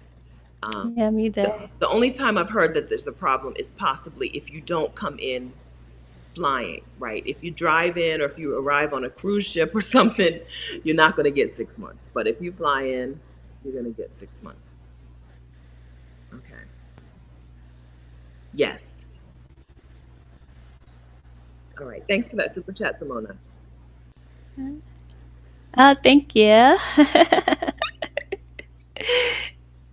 Oh, okay, good. Simona says she'll see you at Exodus Summit. This is a link I can put in. So I saw a comment earlier about why couldn't I link to that video? Because I don't have it. I have a sheet of links, And if I don't have it on my sheet of links, then I got to go to youtube.com/Stephanie Perry. I need to search for the video. I need to find the link. I need to copy the link. It's too much. I can't do it. I can't talk and do all of that. It would just be like 5 minutes of me typing. So it's best to just stick with what I already have prepared. And this is a link I already have prepared. So Exodus, last year, Rashida Dow, who was Sheeta's on the Loose, last year we got together and we ran Exodus Summit, a sabbatical summit for Black women, a sabbatical and move abroad summit for Black women. It was wonderful.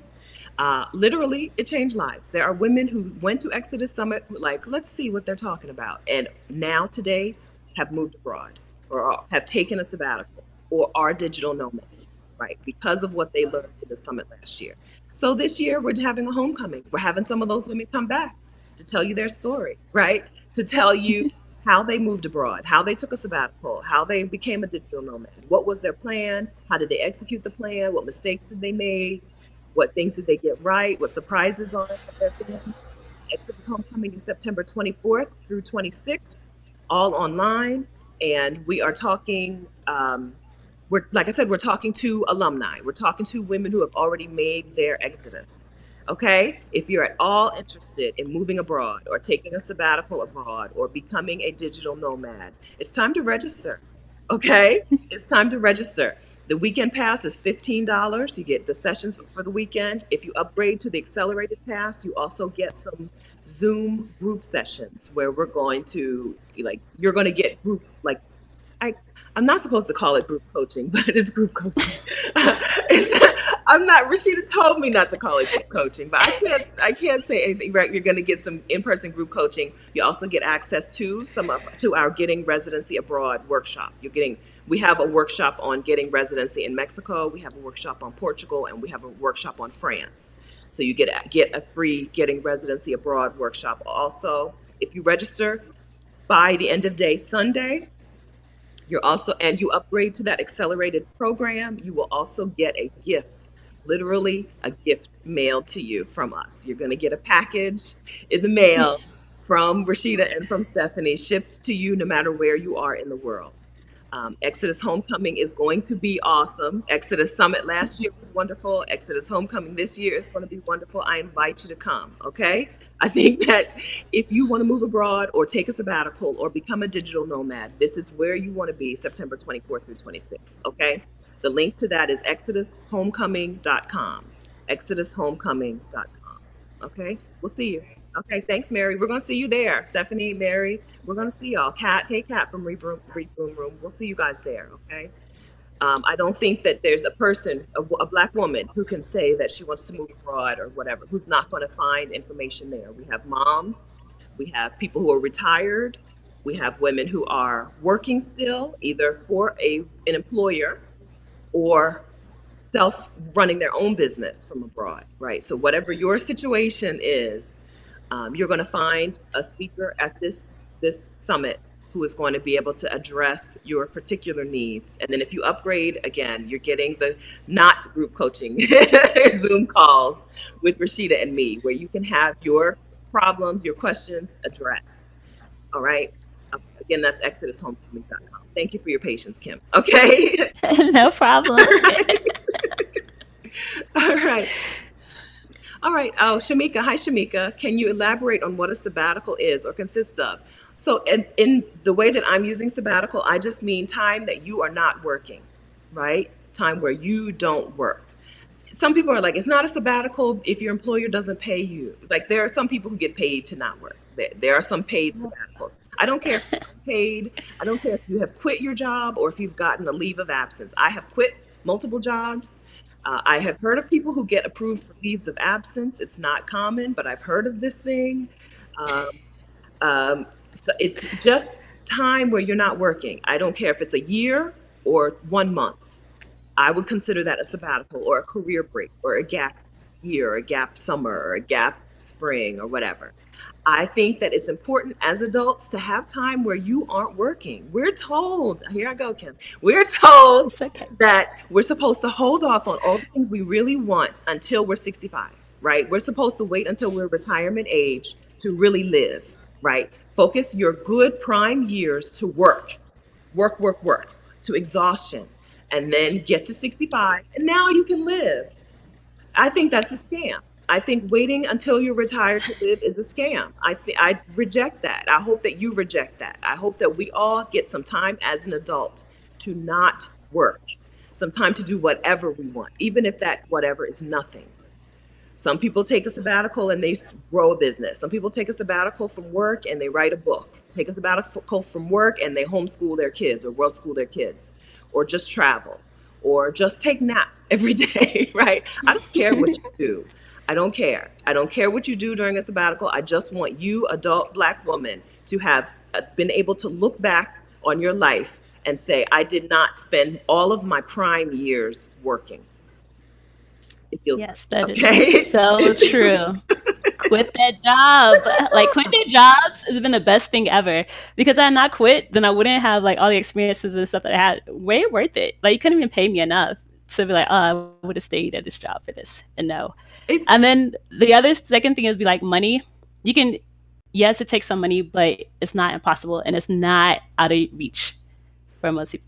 It's not out of your reach. That's right. So we're talking today about volunteering, where they give you free, some of these give you free room and board, right? They give you a free place to stay, and some of them feed you, right?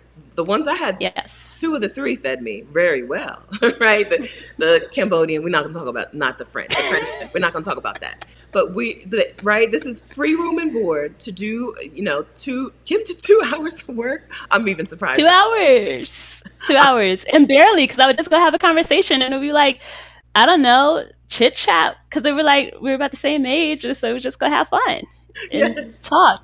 And then you could build up and do other things that you want to do to grow in a different way, or like make income and do other stuff. So you don't have to go do this and then it's only this thing. You just be in poverty for the whole time. It's like, no, you have a thing. You don't have to worry about your bills. And you don't have like overhead expenses like weighing on your mind all the time. Yes. You could just focus on, okay, I'm gonna grow and I'm gonna expand in this way, and then do it. Do it. Yeah.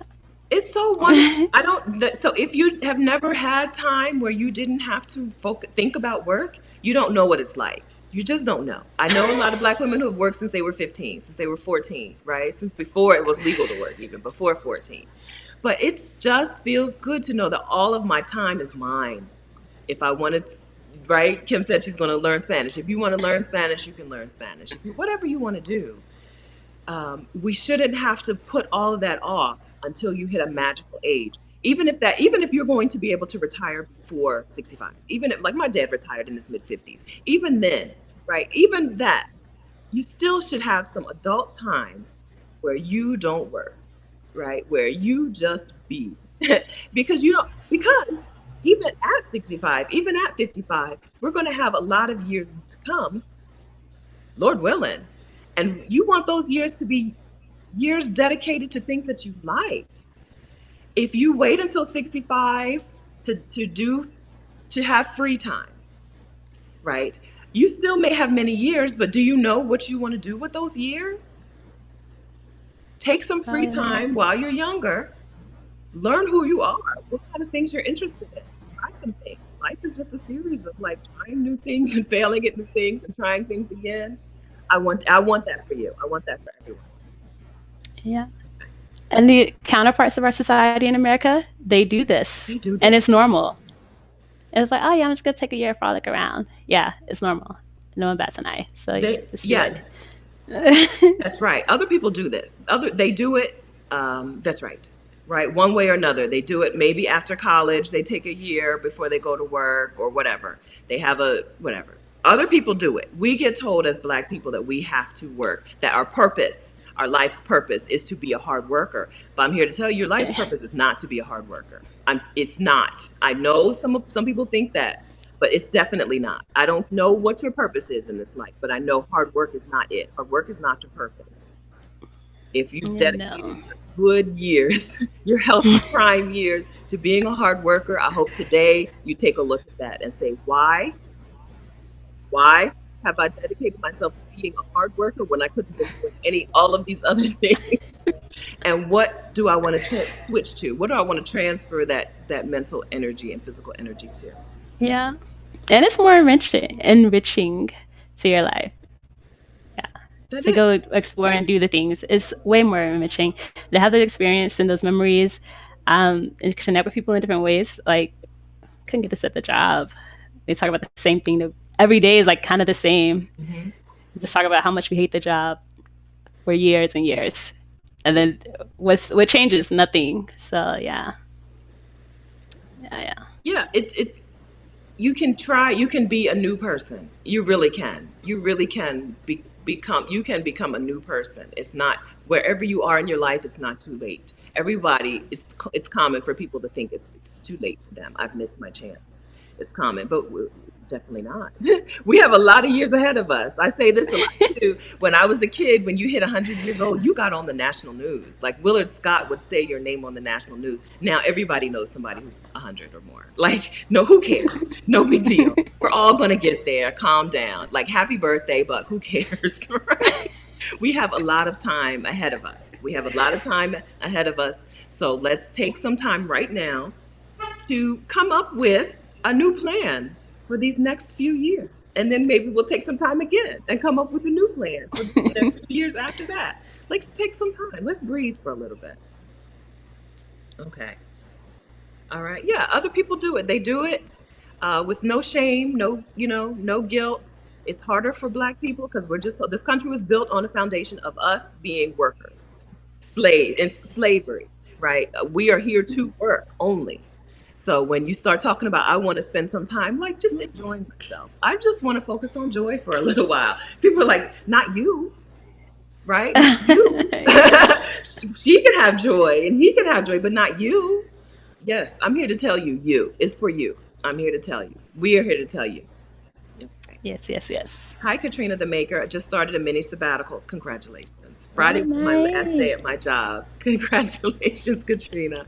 Taking time until the first of the year to do me. Good. I love to see it, Katrina. I Me love it. too. I love it. Yes. Take some time. Take some time. Time is the only thing that we can't get back, right? We can't get it. Use it. Use it. Yes. All right, that's wonderful. Yay. Mickey on the beat. Mickey on the beat. I gained more education after retiring from the military, and I'm a professional student now. Oh, don't say boo. If you want to be a student, be a student. I think that a lot of, okay, I'm not saying this is you, Mickey, okay, but what I'm saying is a lot of people um, feel like they have to get an education, a formal education, in order to be viewed as acceptable. If you don't want to be in school, don't go to school. Right? There are, what can you, if do what you want to do, live the life that you want. Don't go out and seek. I'm going to take your picture off because it looks like I'm talking to you specifically. I'm not talking to you. I'm talking to any woman. A lot of times women, I know women, I know women who have gone to school for years and years and years because they think that is the path to acceptance, right? For Black women, you have to be, you have to have this much education, you have to have this many letters after your name before you are viewed as acceptable, as a person, as valuable, as Black excellence. I'm here to say Black excellence is killing Black women. I want you to have Black joy. I want joy for you. So if you don't like being a professional student, don't be a professional student. If you like it, relish it. Throw yourself into it. Do the things that are, you can't know, but you can't know what's for you until you take some time, free time to decide. Angel, yes, recordings will be available, replays will be available, yes, for a long time. Rashida won't let me say lifetime access because Rashida is a former attorney. She's like, who's lifetime? Right? What's lifetime access? But for a long time, you will have access to the replays. And Knitting Babe, it's not too late. You got a lot of years ahead of you. I hope you know. 100, 110, 120 is going to be no big Absolutely. deal. So it's not too late, okay? These volunteer places are concerned with, can you do this work? Not for you under 30. They don't know. Right. And in fact, some will even say, I have seen some say you have to be over 30 because they had too many partiers. I've seen over 30, but I've never seen like under 50. So do some Yeah. volunteering. If you want to do some volunteer work around the world, do it. It's genius. I like house sitting, work exchanges. When you don't pay for accommodation, you feel like a genius. Yeah, Yeah. yeah. Did you have people who were like, "That's weird. Don't do it." When you told them, Uh no, well, no. Well, like my family and people that I know, they know who I am. They hmm know how I am, and they're like, "Ah, I'm leaving the yeah, country." They're like, "Okay, why?" My mom is always like, "Oh, why you want to go somewhere else? You can just stay here and be safe." I was like, first of all, it's not necessarily safe here. Second of all, why not? It's why a not? experience over there. What am I gonna do here? Not a Why lot. not? Why not is exactly right. Yeah, why not? Yeah, so people are just used to it now. They're like, "Oh, Kim's moving to another country again. All right, where are you going this time? Okay." Rashida says all the time, if you're the kind of person who'll do this, people already know you're the kind of person who will Yeah. do this. It's no surprise. They already know. You don't be Yeah. shocked. They're not going to be shocked. Rebloom room. This is Kat. Hey, Kat. I'm vibrating out of my current job. Every day my body says, this ain't it, honey. Let's go. Let's go. Let's go. So I what's the plan? know that feeling. Let's go. Tiffany says, how safe are work exchanges? I mean, I guess it depends, but like the countries I've been to are, in general, fairly safe countries. hmm So again, Asia is not like a problem of, oh, is someone going to murder me or something, or I'm going to get robbed. It's not like a concern that I have, just because the country itself is safe. So, yeah. So This, for the most part, it's fairly safe. And then you have the information of the people. So if there is an issue, you can report, you have recourse and you can report them if you need to. They have a public profile and pictures of themselves up there and stuff. So if there are any problems, um, yeah, you can. I second that. Look at the reviews, right? Someone else has already tested this out to see if it's safe for you. Yeah. Okay, so read every word of these reviews. Look at that, right? And but most importantly, other places are safer than here, right? The world is just a safer place than we have been told. Vietnam Yeah. is just a safe country. Then people are not going to steal you or steal from. Well, they might steal. They might steal. Okay, yes, they might steal your phone or your laptop. But I mean, I was the kind of person who went to a cafe to work, left my laptop, and would go to the bathroom with my laptop on the counter. Right? Like that's You did Asia. that? I did that. You did that in Vietnam? Uh, Okay, Japan, yeah, but I, Vietnam, no. I, I did it in Thailand. So I was in Hoi An, Vietnam, and I spent most of my Vietnam time in Hoi An, Vietnam, a small town. Okay. Same rest. I'm in the same restaurants like every week. I'm like they have the same rotation of restaurants, and they know they've seen me here. You know? Okay. Yeah. So these are safe places, um, and so yes to that. Safe. These are safe countries, and you have reviews to tell you how safe things are. Safety is a priority to you now because you're in an unsafe place, right? You know the expression, when you're a hammer, everything looks like a nail. When you're in an Yeah. environment where you have to fear for your safety on a regular basis, your concern is going to be safety. When Yeah, you that's all you think about. when you spend yeah, all you think about. When you get to spend a lot of time in a place where you don't have to fear for your safety, you don't think about your safety. And you don't realize like how much bandwidth, mental bandwidth that frees up. When I went to Japan, I was like, what is this feeling? I feel like I'm not worried about anything. This is weird. And it was like I didn't feel unsafe. And so I was like, oh, what do I do? So yeah. You don't realize so you're somewhere where you don't have to always constantly be reminded, oh, is it safe? Is it safe? Is it safe? Yeah, when you're done, it's like, oh wow. I can think about other things. Yeah, it's that's another feeling that you just have to experience for yourself. We can tell you we can tell you for hours that yeah, you're going to feel safe in other places and you're not going to think about your safety, but really you just need to get there, right? When you get to other places, you'll see, oh, I don't fear for my safety, and so I just don't think about my safety. It's not at the time. Just like we talked about the language barriers, or like just put that at the bottom of your list of concerns. Safety is another one of those things. You're in an unsafe place here, right? We're in the United States. In whatever city or town you live in, you have to think about your safety. Okay. Not to say when you go places you don't have to think about your safety, but you don't. It's not going to be at the list on the top of your priorities. Yeah, it's different. It's not like you're not thinking like, oh, I might get shot or I might get assaulted physically. It's like, okay, safety is I'm not gonna walk around at night just because, like small things that you would do regardless. But it's not. It doesn't take up a whole lot of your thought processes or room in your mind.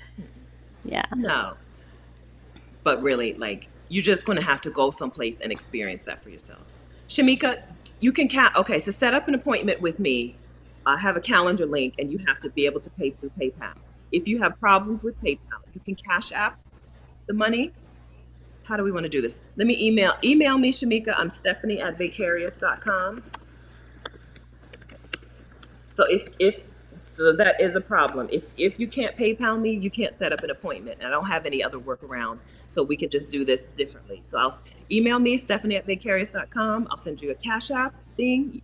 If you have Cash App, or what else do I have? Zelle, something. Email me. We'll figure out what you have so that you can pay for their session without having PayPal. That's a problem that I haven't fixed. If you can't use PayPal right now, you can't book with me. Okay, so let's talk about booking. I'm going to go ahead and drop my link to book a one-on-one call. It's Stephanie. No, it's not.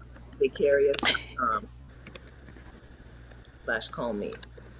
Okay, so if you wanted to book a one-on-one call with me, this is the link to do it. Vicarious.com/call me. Okay, so let's talk about you, Kim. Okay, so let's talk about, the reason I started giggling when I said, Kim, what do you do? What do you do for money? Because I know what Kim does for money, right?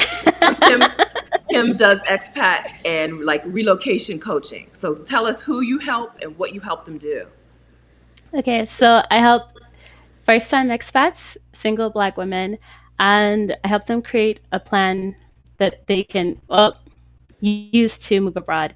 Like really simplify the process and get over the overwhelm, like make it as easy as possible. Because especially when you're first moving abroad, it's like a ton of things to think about. It's like, where do I start? What do I do? You don't know. So make it really easy and repeatable. So you can look, like we see videos of people and they have like a specific place, like, oh, it's so great to live here. Yeah, it might be great for them, but it's not always great for you. So I help you figure out what would be a great place for you to move to, and then steps that you can use to repeat on any other move abroad that if you so choose to do. Because there's just some basics of moving abroad that you can set you up for success every time that you do it. And you don't have to like wonder each time, oh, should I do this? You just, So I teach just, I guess, for new expats, the framework of moving abroad, and then repeatable steps and whatever else you need to plug and play details. You can do that as you go along. The idea of figuring out what your priorities are in a new location, finding out how to pick the right place for you. You really do need to talk to somebody, because you're just going to overlook some important stuff, and then you're going to get there and be like, I hate it here, or maybe not I hate it here, but like I could have made a better choice. I've always say I wanted to go. I thought for sure I was going to stay in Kuala Lumpur, Malaysia. I looked at internet speed. I looked at travel visa, like tourist entry. I looked at food, cost of living, of course. I forgot a couple of important things. I forgot weather. I got in Malaysia. I couldn't do it. I forgot about the weather, which is now the number one. And I forgot to even think about it. And I forgot about the dating situation. Malaysia is a Muslim country, and the men are not. I just made a video about that. It's going to be up next week. Yeah. So dating as a Black woman abroad. Yeah. That is one of the things. Think about the men that you want to date. Huh? Yeah. And then go somewhere. If dating's important, you got to factor this in. Yes. So it's important to talk to somebody, right? Talk to somebody who has moved sometime and find out what things you need to know that you don't know yet. Because that video of whatever place you see looks great, but is this place everything looks great on YouTube? That's right. Vietnam looked great on YouTube. I was like, yeah, I'm gonna live my best life. And no, it was not for me. The interview is over. We're not bashing Vietnam. No, I love Vietnam, but it was not like not like a for me to live place. Like it's different if you go somewhere to visit versus to live there and set up life. So on the videos, it looked great. It looked wonderful.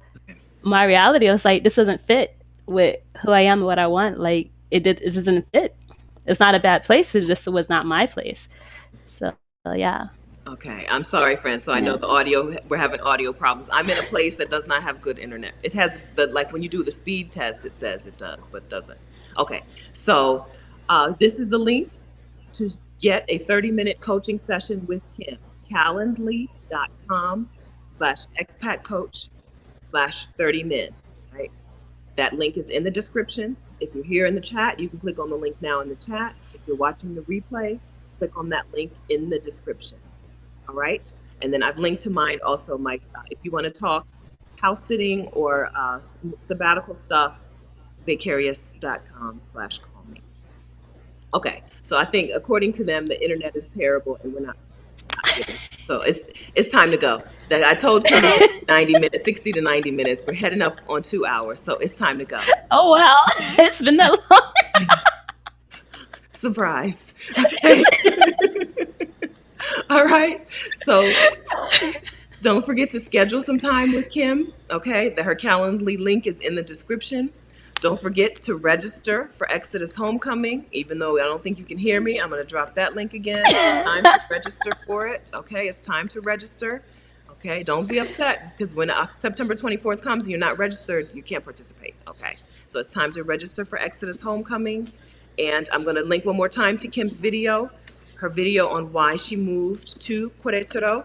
This is her YouTube channel, so you can go, you can subscribe to her channel. She's already told us that she's got a video Yeah. up on dating, which is a hot topic over here. So It's fun. I like being abroad. But anyway, it's another video for another day. so subscribe. Don't just watch the video. Make sure that you subscribe to her channel so that you can see her upcoming dating video. Okay? All right. All right, Kim, thank you so much. I'm going to reach out to you as soon as we end to get your Cash App or whatever so I can send you the Super Chat money. Friends, thank you for the Super Chat. If I didn't acknowledge your Super Chat, I apologize. But thank you. We appreciate that. I tried to get everyone's up on the screen. I hope I did that. But we appreciate you. And we'll see you next Saturday, same time. And then, of course, we'll see you at Exodus Summit. Okay, Kim, keep guests here all day. All right. Okay. Okay. Thank you all. Thank you all. Have a wonderful weekend. Thanks for joining in. Thanks for participating. Thanks for sharing. Thanks for giving. Thanks for helping. All right. Bye, guys. Okay. Thank you. Bye.